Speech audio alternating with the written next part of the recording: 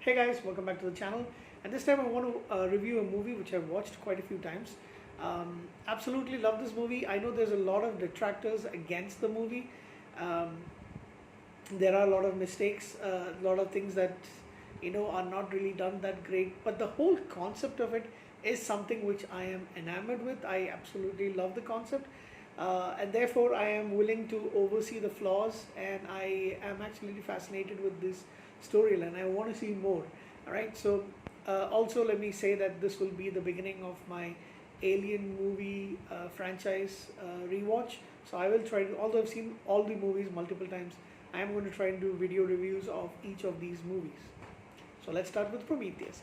Now I know it's not the very first chronological order when the movie was released, but yes, it is supposed to be a prequel movie set, I think, 20 years before the events of Alien, if I'm not mistaken.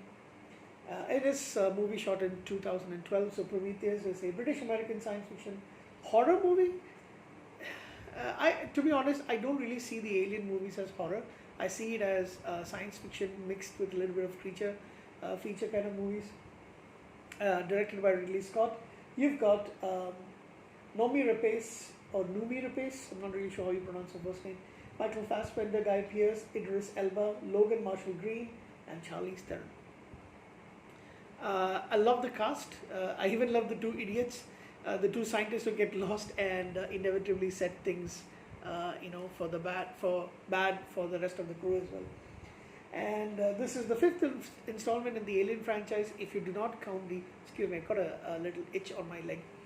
If you do not count the Alien versus Predator two movies, but I will review them as well because I actually happen to like Alien versus Predator a lot.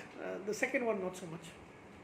I understand most people kind of hate it, and yeah, it is a bag of crap, to be honest. So this one is, it's got the storyline which absolutely fascinates me. Were humans created by this alien race known as the engineers? They engineered us, as the line in the movie says. So you see the beginning of the movie where the alien spaceship is actually leaving. I mean, this engineer's alien spaceship is actually leaving, and you have one engineer left. Let me quench my thirst a little bit.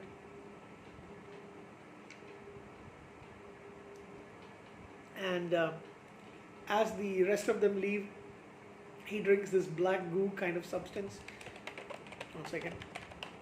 He drinks this black goo kind of substance which disintegrates his body, and I think it rips him to the up to the DNA level, and he falls into the waterfall, thereby giving the building blocks for life on planet Earth as we know it. And we do get to see that this is actually planet Earth.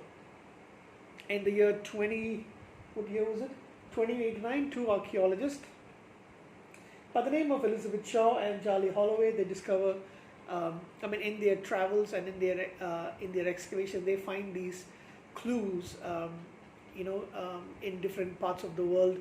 The last one that they show is actually in an island near Scotland, or I think an island of Scotland, where these cave paintings that are 55,000 years old. Is it 55,000?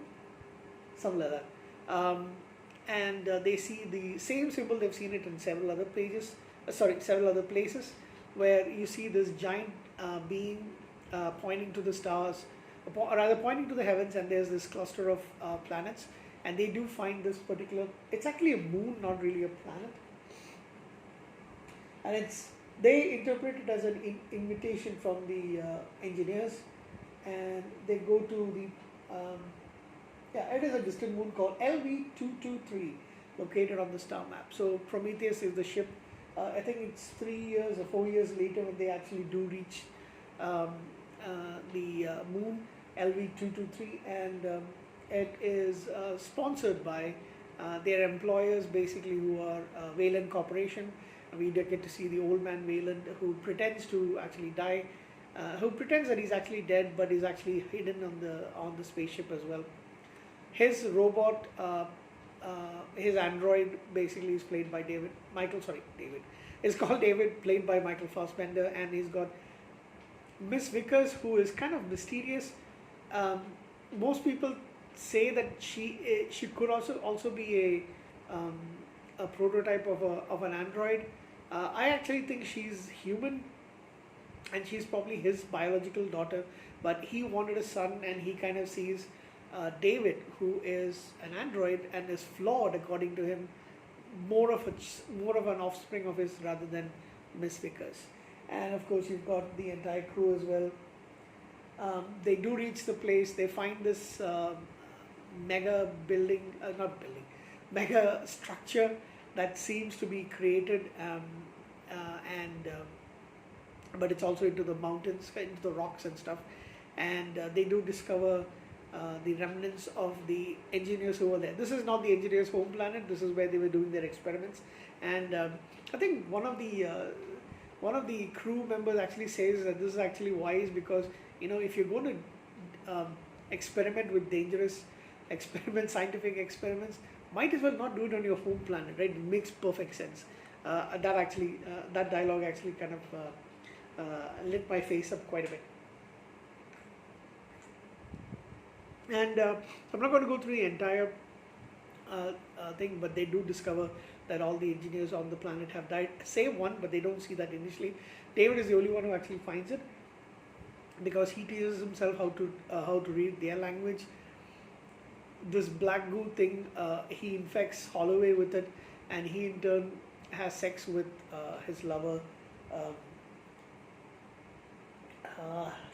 Elizabeth Shaw, and so I was a little surprised by that, but the alien does actually go into her, and the chest buster thing actually it develops inside her. He also dies. He has to be killed off because he's infected.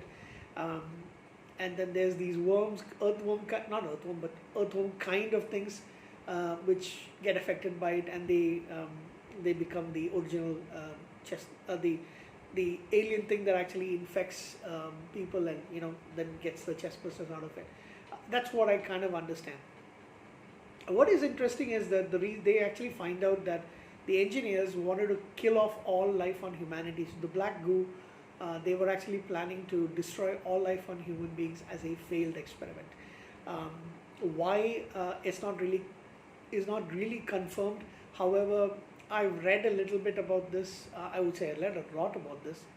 And one of the theories is the engineers saw that Earth was, Earthlings, humans were actually going away from what they want. They were becoming this kind of failed experiment.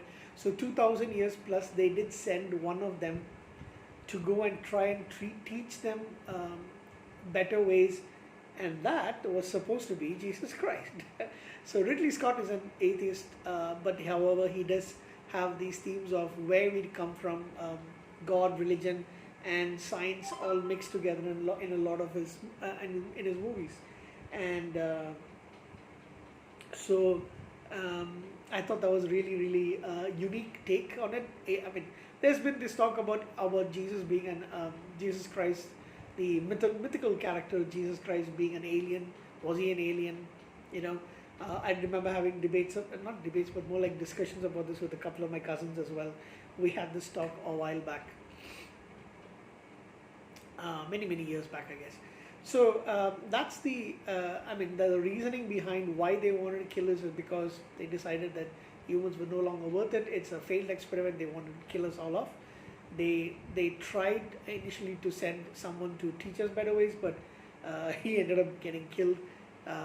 And then they decided, okay, so we're going to kill off all of humanity. However, their experiments go wrong, and instead, a lot of them get killed, and now these humans have come, and they were looking for lack of a better term, their makers. They found that not only were their makers flawed, but they were termed as a failed creation by the engineers. So that's basically it. And towards the end, of course, everybody gets killed. They stop the remaining alien, who he sees, humanity. He's got the same distaste for humanity, but he sees David as an abomination because he's not alive, and he is a creation of human, so he tears his head off and puts it. I am skipping a lot of part of the movie because it's not a new movie anyhow. It is a pretty famous film, but um, the um, the chest buster within Elizabeth Shaw is she's able to take it off using surgical tools, and when that becomes big, it attacks the. Basically, he's coming to the engineer is coming to kill off Elizabeth Shaw as the last remaining human, but she lets loose the alien and it attacks him. It penetrates him and puts the alien part thingy inside him, and the engineer dies off. You see that at the very end, and the proto, I think they call it the what is that? It's an alien creature, but they have a different name for it. I can't remember it off the top of my head. That's the end. But Elizabeth Shaw being the only remaining survivor, the rest, the crew with their captain played by Idris Elba, sacrifice themselves to crash into the alien spaceship so that the engineer doesn't take off to Earth. And Miss Vickers is killed by the spaceship falling on her. That's one of the weaker points of the movie, I guess. She could have run in any other direction, but she kept running forward. Elizabeth Shaw is alive, but David has survived, although his head is off from his body. He says there are other spaceships, so he initially offers to help her to get back to Earth, but she says she wants to go to the engineer's home world because she wants to find out why they want to kill us. And but okay, now the couple of questions about it. This is one of the things that I didn't like about the movie is the fact about Christianity or religion. Let's take religion per se, and the idea of this kind of God, this personal God, that currently is the biggest religion on earth. So Elizabeth Shaw is a Christian. She's got a cross, whereas I think majority of them are not believers in the on the spaceship. And when they find out that they've actually met their maker, they are the actual makers who are aliens. Holloway tells her, now you can take this thing off because it's proved that the religion is fake. She says why? He says that we were made by the engineers, and she says, and who made them? That's not the entire point.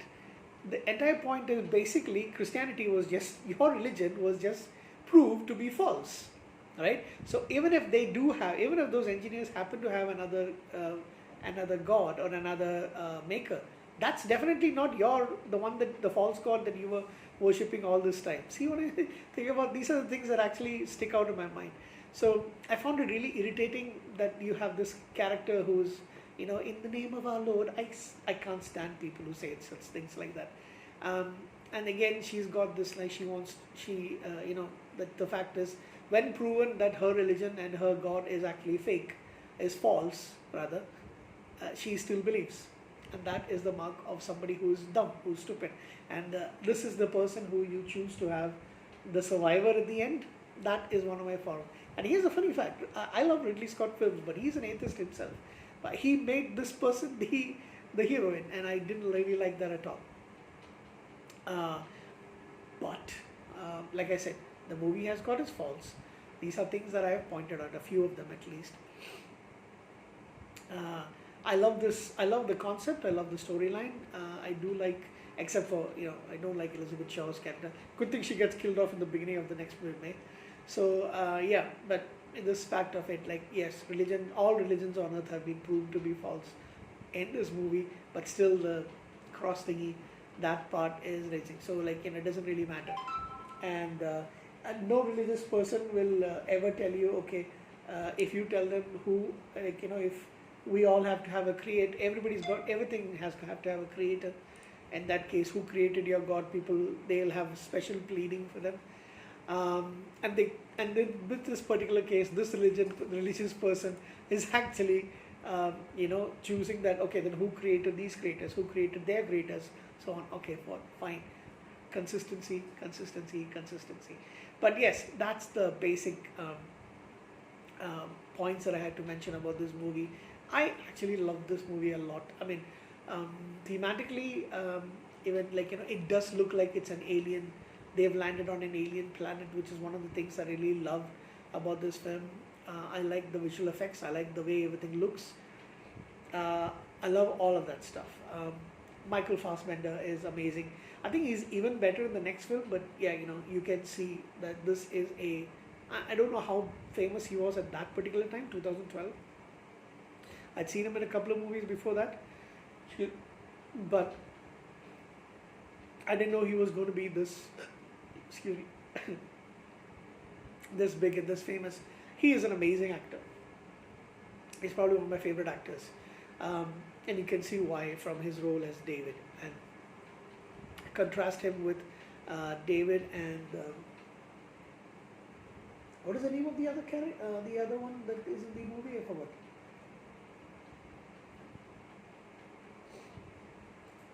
In Alien Covenant, he does appear as both David as well as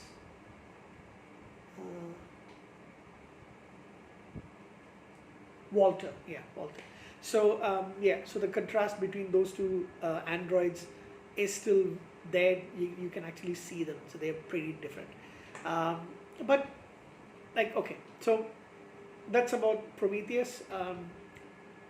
On a scale of 1 to 10, I would give this film an 8.5 out of 10. Absolutely love this movie. I can watch it at any. I can watch it at least once a month.